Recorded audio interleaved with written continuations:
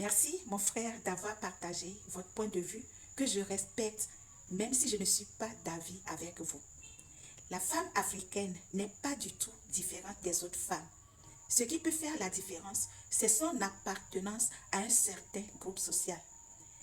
Dans un même pays ou dans une même localité, par exemple, nous savons que les réalités ne sont pas les mêmes, car chaque localité est composée de différents groupes sociaux, régis chacun par ses normes, ses croyances et ses lois. Ce qui veut dire que les femmes d'une même localité, même d'une même ethnie, n'ont pas les mêmes réalités.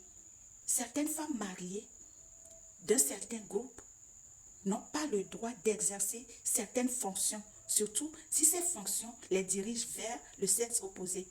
Par contre, dans cette même localité, tant que c'est sur le plan professionnel, il n'y a pas de mal à ce qu'une femme mariée exerce un certain type de fonction. C'est d'ailleurs pour ça que j'insiste sur le fait qu'il faut discuter de ces choses-là dès les débuts de la relation. Malheureusement, nous laissons de côté les vraies questions d'avenir lorsque nous rencontrons nos partenaires. Nous discutons des choses superficielles. Nous nous limitons aux beaux yeux, au regard, ou bien nous nous faisons des idées. Nous pensons que nous avons les mêmes réalités, les mêmes attentes, les mêmes objectifs, les mêmes visions. C'est lorsque nous finissons par nous mettre ensemble que la réalité nous rattrape et nous savons que nous avons laissé échapper de vraies questions.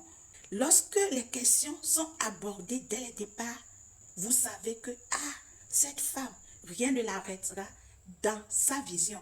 Cet homme ne fléchira pas les genoux sur ce qu'il ne peut pas faire. Alors, nous ne pouvons pas avancer. Chacun prend son chemin et trouve le partenaire qui peut épouser sa vision, qui peut épouser ses objectifs professionnels. Vous voyez, non? C'est important. Sinon, après, c'est des problèmes inutiles qui se posent.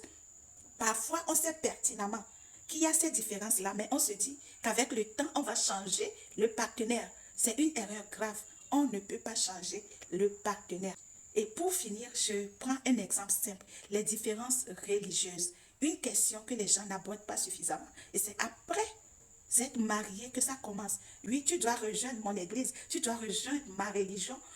Les enfants doivent aller dans mon église. Nos enfants doivent prier dans tel lieu de prière. Vous voyez? Donc, prenons le temps de discuter des vraies questions dès le départ de la relation, dès la naissance de la relation.